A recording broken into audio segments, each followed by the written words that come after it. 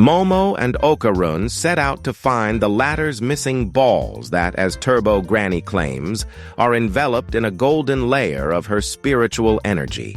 Having not found them, Turbo Granny speculates that they have been captured by a spirit or yokai, lured by their strong life force. She then expresses indifference to their location, which greatly irritates Momo and Okarun as they stomp on her in frustration. Upon reporting back, Seiko helps by gathering intel and cautions Okarun to control Turbo Granny's power within him. The following day at school, Okarun is met by a male classmate requesting him to introduce him to Momo since he is well acquainted with her. Upon hearing him remark on Momo's cuteness, Okarun realizes this factor about her but tries to suppress these thoughts, seeing her only as a friend. He then learns from the classmate that a nasty rumor about Momo has been spread around school, prompting him to grab the classmate's shirt, demanding to know the culprit behind this. As a result of letting his anger, Okarun inadvertently triggers Turbo Granny's power, frightening the classmate. Upon realizing what is happening, Okarun calms down, offers an apology, and proceeds to sit in his seat.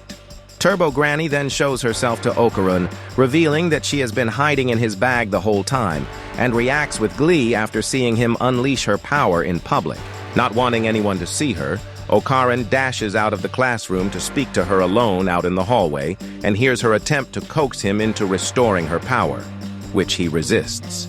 Turbo Granny then returns hiding inside Okarun's bag after Momo appears. Okarun prepares to tell Momo about Turbo Granny. However, he becomes unable to meet her gaze once he begins to perceive her as cute based off what his classmate told him.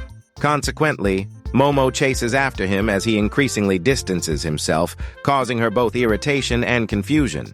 This then gives Turbo Granny the opportunity to roam around the school. Later, Momo goes back to class wondering why Okarun is trying to avoid her, and learns from one of her friends that Okarun stood up for her when another student brought up the nasty rumor about her. Despite being informed about this, Momo fails to understand why he is still trying to avoid her. Striding through the hallways, Era flaunts her beauty to the admiring glances of her classmates.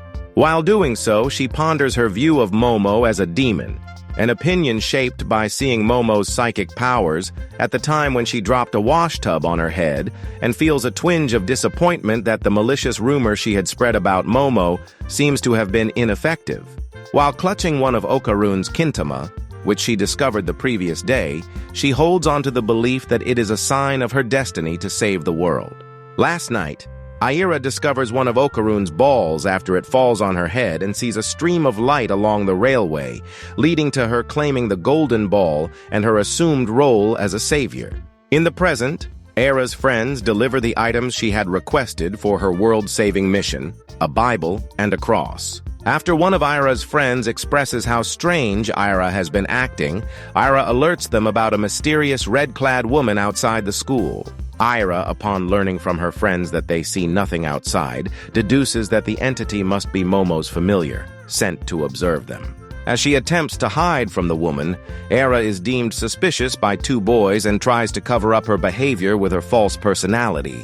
At the same time, she signals her friends to meet after school.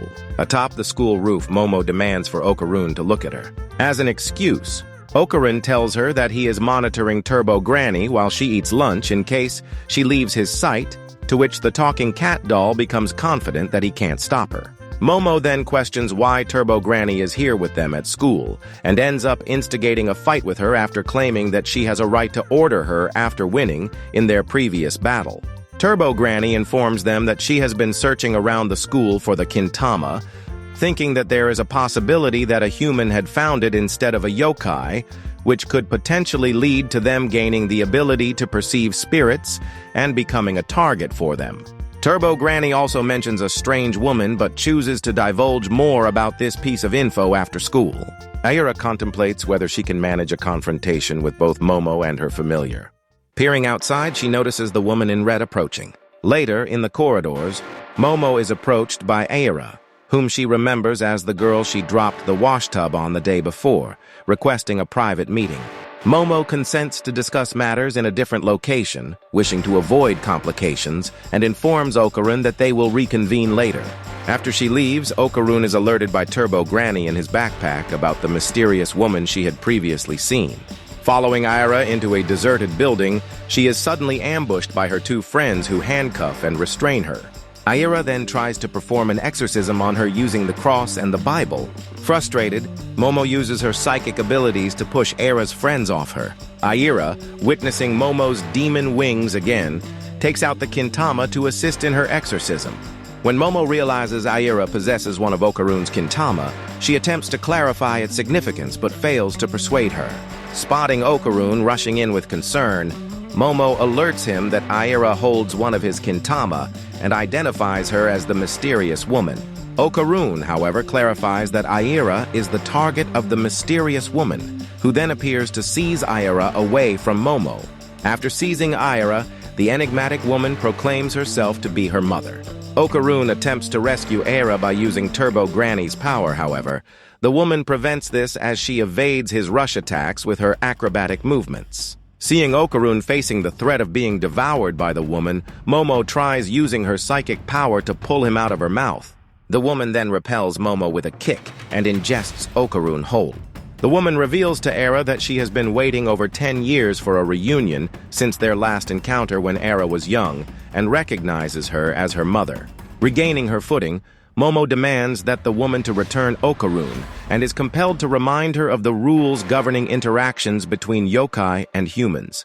Meanwhile, she becomes confused by Ira's outburst about joining forces to defeat the demon. It is then that Turbo Granny informs her, based on the information she searched from Muko's phone that she stole, that their enemy is named Acrobatic Silky, a yokai in a red dress famed for her agility. Upon being offended by Ira calling her out as a monster, Acrobatic Silky swallows the girl and unjustly holds Momo accountable for Ira's actions. In peril, Momo seeks assistance from Turbo Granny, only to learn that the doll is powerless due to her power stolen. Acrobatic Silky then seizes Momo by the neck with her hair, violently swinging around the room until she demands she call her mother to apologize. Momo, however, defies Acrobatic Silky's demand and is also ingested. Acrobatic Silky then cries, wondering where her baby is. Turbo Granny confronts Acrobatic Silky, warning her to release the children or face repercussions, explaining that her being a Maneki Neko doll meant that she could grant good fortune to others.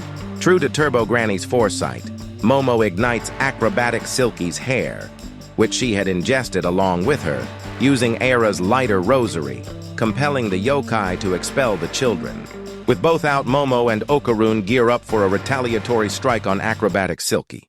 And that's the end of this episode. If you want to watch more anime explained videos, make sure to subscribe to our YouTube channel. Also follow our Instagram page and join our WhatsApp group for the latest update.